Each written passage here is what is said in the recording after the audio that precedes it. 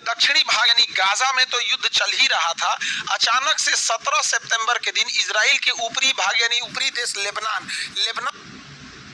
के बाद हिजबुल्लाह नाम का जो आतंकवादी संगठन है, जिसे उसे इजराइल से काफ़ी उसका टसन चलता है, वहाँ पर अचानक से लगभग 3000 लोगों के जेब में ब्लास्ट होना चालू हो गया और इसमें लगभग 27 से 2800 लोग बहुत बुरी तरह से जख्मी हो गए हैं। किसी का पैर उड़ गया है, किसी की किडनी बाहर आई है, किसी की आंतें बाहर आई हैं, किसी लोग का आँख खराब हो गया है। तो लगभग जो भी लोग इसमें जख्मी है वो लाइफ टाइम तक कोई बड़ा काम नहीं कर पाएंगे। किसी का हाथ उड़ गया है, आँख खराब हो गई, जिंदा बच जरूर जाएंगे, लेकिन इतना बेरहमी से मारा गया है कि अब वो एक आदमी अगर मर जाता तो एक आदमी की कमी हो जाती, लेकिन वो ऐसा बचा रहेगा कि उसके लिए लाइफ टाइम एक आदमी देखभाल के लिए चाहिए।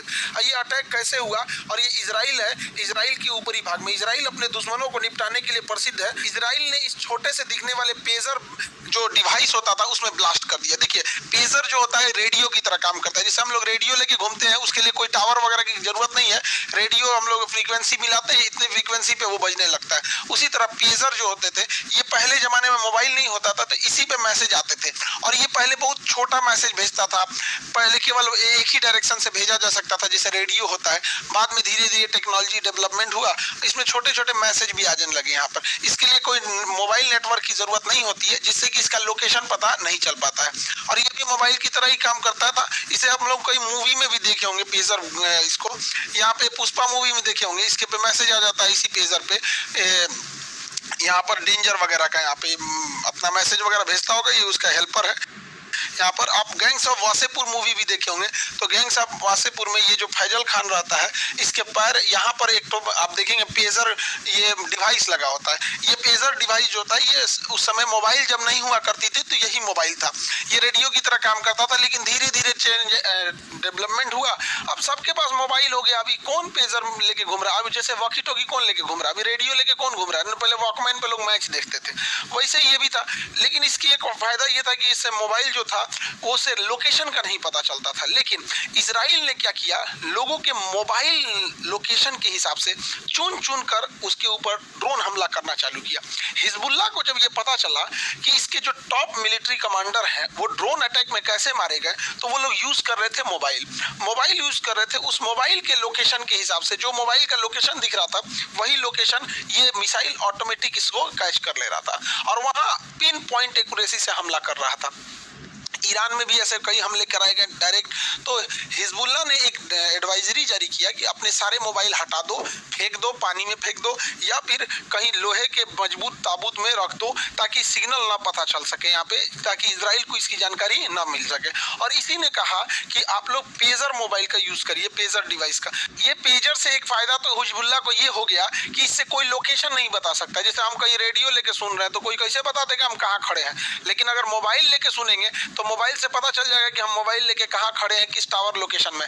लेकिन अब रेडियो पे आप सुनिए तो कोई नहीं आपको होगा। सपोज कि अगर हमें कोई भाषण दे, जैसे हमारे प्रधानमंत्री कहें कि हम देश के लिए कल एक बहुत जरूरी सूचना देने वाले हैं, लेकिन यह सूचना केवल रेडियो पे आएगा, तो कौन कहाँ से सुन रहा है किसी को नहीं लोकेशन पता चलेगा। तो इसका फायदा यही था कि लोकेशन का पता नहीं चलता था। हिजबुल्लाह अचानक से पेजर पे ही मैसेज भेजता था, सारे के सारे एक्टिवेट हो जाते थे। लेकिन इजराइल को इसी में एक मतलब दिमाग लगाया उसकी खुफिया एजेंसी ने। हालांकि इसमें मोसाद का कोई योगदान नहीं है, आगे समझेंगे यहाँ पे। तो ये इजराइल के ऊपर लेबनान ने 3000 पेजर बनाने का ठेका दिया था ताइवान को। लेकिन ताइवान की कंपनी जो थी अपोलो गोल्ड जो था, पेजर बनाने का लाइसेंस दे दिया हंगरी की कंपनी को। हंगरी की कंपनी को जब दे दिया तो यह यहाँ बनने लगा हंगरी में। अब यूरोप में जब ये पेजर बनने लगा तो यहाँ से इजराइल का एक्सेस बहुत ईजी हो गया। जब ये हंगरी से वापस यहाँ आ रहा था, इसी बीच में इजराइल ने यहाँ पर कुछ ना कुछ उसमें ऐसा अपलोड किया जो ब्लास्ट किया। आगे समझेंगे हम लोग कैसे किया था। जब ये पेजर हंगरी से 3000 की संख्या में लेबनान के पास पहुंचा, इसी बीच इजराइल की खुफिया एजेंसी मोसाद के कहने पर इसकी एक यूनिट 8200 है, यहाँ पे इसकी मिलिट्री की एक यूनिट है, उसने क्या किया, प्रोडक्शन में ही इसके बैटरी के बगल में एक विस्फोटक लगा दिया और उस विस्फोटक लगने के बाद ही ये पेजर पहुंचा था लेबनान में। अब ये विस्फोटक क्या था, अपोलो गोल्ड कंपनी का पेजर हो गया यहाँ पर। और इसमें क्या किया गया था, इसकी बैटरी जो थी, बैटरी ये चार्ज होता है, जैसे मोबाइल चार्ज होता है वैसे ये भी चार्ज होता है। तो इसके बैटरी के बगल में एक छोटा सा 30 ग्राम का, महज 30 ग्राम का लेकिन बहुत खतरनाक विस्फोटक जोड़ दिया, जिसको कहते हैं PET ग्राम काफ़ी है एक इंसान का मतलब अंग को फाड़ने के लिए यहाँ पर।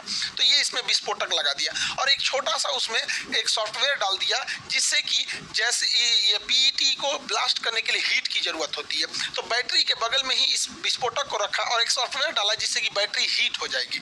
अब वैसे वैसे बैटरी हीट होगी, वो सॉफ्टवेयर ऑन होगा तो बैटरी हीट करके इसे ब्लास्ट कर जाएगी। और हिजबुल्लाह के पास ये 3000 पेजर पहुंच गए। हिजबुल्लाह ने अपने इन 3000 पेजरों को जो भी उसके खास कमांडर थे सबको दे दिया गया।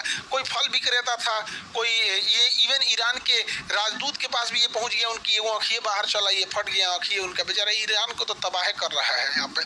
और जितने उसके खुफिया एजेंट थे सबके पास ये पहुंच गया यहाँ पे। इसी बीच ये फरवरी में आया था पेजर, फरवरी में आया था। इजराइल का था कि हम 2-3 साल बाद इसे ब्लास्ट करेंगे, जब तक कि घर घर ये पेजर पहुंच जाएगा। लेकिन इतना जल्दी अचानक ब्लास्ट इसलिए करना पड़ा क्योंकि जो हिजबुल्लाह था जिसके पास एक पेजर था उसको डाउट हुआ था, उसको डाउट हुआ कि इसमें कुछ गड़बड़ी है। तो इसने अपने सीनियर को बताया कि जो पेजर हम लोग यूज़ कर रहे हैं ना, इसमें हमको लगता है कुछ गड़बड़ी है। लेकिन दिक्कत क्या हुआ, इसका सीनियर भी मोसाद का एजेंट निकला। सोचिए, हिजबुल्लाह में जो सीनियर कमांडर है वो एजेंट निकला इजराइल का।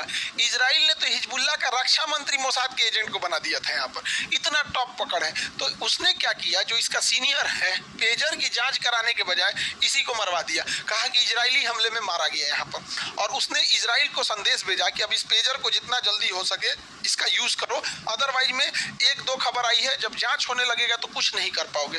तो ये खबर लीक हुई थी जुलाई में, और सितंबर में हिजबुल्लाह जो था कुछ मैसेज देना चाह रहा था। तो इसने सितंबर का डेट रखा कि भैया अब इसको जितना जल्दी ब्लास्ट कर दो, वरना ये किसी काम का नहीं होगा, वरना इसे ब्लास्ट करेंगे नहीं तो ये किसी काम का नहीं बच जाएगा। तो इसे ब्लास्ट करने के लिए प्लान बनाई गई।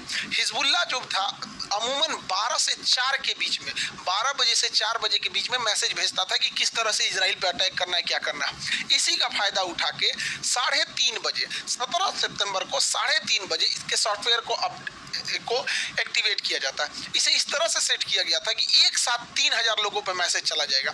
जैसे इजराइल ने वहां से मैसेज भेजा, 3:30 बजे 3000 लोगों की जेब में, अलग अलग शहर, मोहल्ला, गली, लोग कहीं थे, कोई गाड़ी में था, कोई घर में था, कोई दुकान पे था, उनके मोबाइल अचानक से वाइब्रेट होने लगा, पेजर जो था डिवाइस, तो उसको उठा के देखा जाता है जिससे कि क्या मैसेज आया है। तो इतना खुफिया ढंग से इसके अंदर फिट किया गया था जानबूझ के कि अगर कोई नहीं उठाएगा पेजर को तो जेब में फटेगा, तो पैर उड़ गया है, किसी की किडनी बाहर आ गई है, आंत बाहर आ गया है, पेट फट गया है ऐसे, और अगर कोई उठा के मैसेज पड़ेगा क्या चीज़ है तो ऐसे आंख के सामने फटेगा तो आंखें फट जाएगी यहाँ पे। इतना खतरनाक इसको सिस्टम बनाया गया था।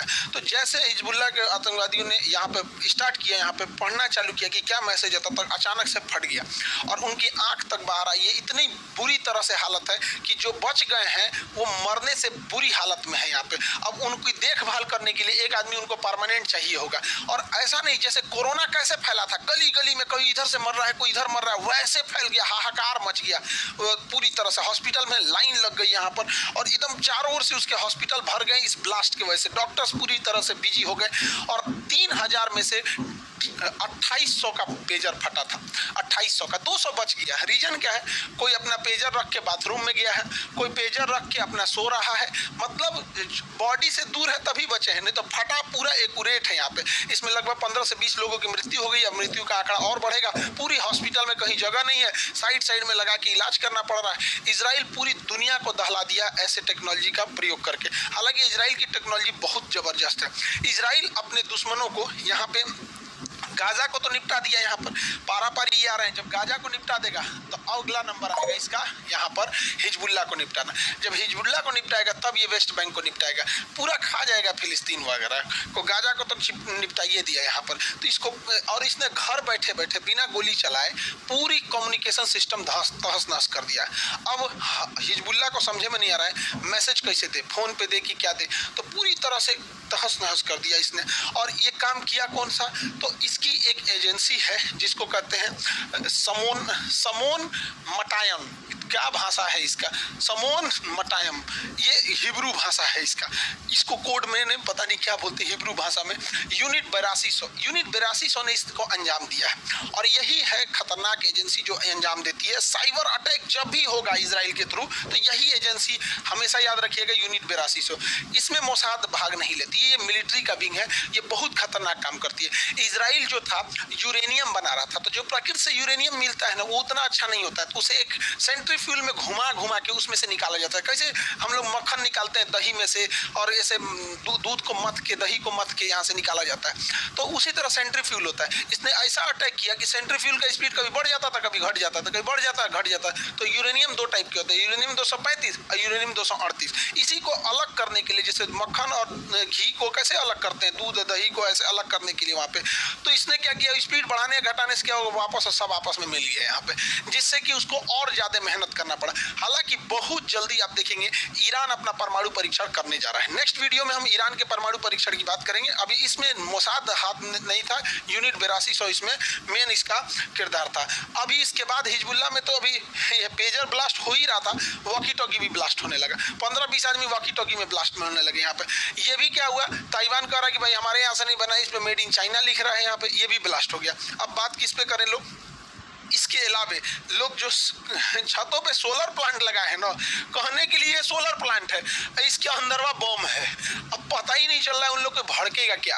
अब अगला ब्लास्ट आप देखिएगा वहाँ एसी में होने वाला है, जो लोग एसी लगाए होंगे गर्मी में उड़ेगा यहाँ पर। अभी इजराइल ने ऐसे खुफिया एजेंसी में लेबनान के अंदर हिजबुल्लाह के आसपास के एरिया में बहुत सारे ऐसे टूथपेस्ट घूम रहे हैं, जिसको टूथपेस्ट कोई करेगा तो मर जाएगा यहाँ पे। अब कुछ दिन में ये सुनाई देने वाला है कि वहाँ टूथपेस्ट से मरने वाले हैं सब वहाँ पे। अब कोई भैया तुम लोग देखो, मंजन के जगह अब तुम लोग न दत्तवन करो, भाई हम क्या कर सकते हैं, हम तो समझाइए सकते हैं, आगे तुम्हारी मर्जी, तुम लोग क्या कांड किए हो। सामने वाले का हैसियत देख के न लड़ा जाता है। और अगर अभी पावर नहीं तो पढ़ाई लिखाई करो, 10-15 साल में परमाणु बम ले आ देना। कौन सी चिटपुटिया फेंकते हो इजराइल के ऊपर, बताओ। ये सब घुसियाएगा सब तो इजराइल के ऊपर क्या करेगा सब, AK-47 2-4 को रॉकेट मार देगा सब। ये बेवकूफों को ही नहीं समझ में आता है कि जितना ही रॉकेट मारेगा सबको आयरन डोम से मार के गिरा देगा, और उसके बाद पूरे विश्व को कहेगा कि हम तो अपने बचाव के लिए किए हैं, क्योंकि इनको तो भाई बहाना मिल गया यहाँ पे। समझा कि चिटपुटिया मारता है सब यहाँ पे। पढ़ाई लिखाई करो, जितना ये सब पढ़े लिखे हैं सब यहाँ पे, तुम भी बना लो परमाणु बम। कौन मना किया, ये लोग पैदा हुए थे क्या परमाणु बम लेके, या अमेरिका पैदा हुआ था? भारत ने कभी परमाणु बम लेके हम लोग आए थे क्या? गुलामी झेले 1962 की लड़ाई में हम लोगों को हैसियत दिखा दिया था चाइना ने।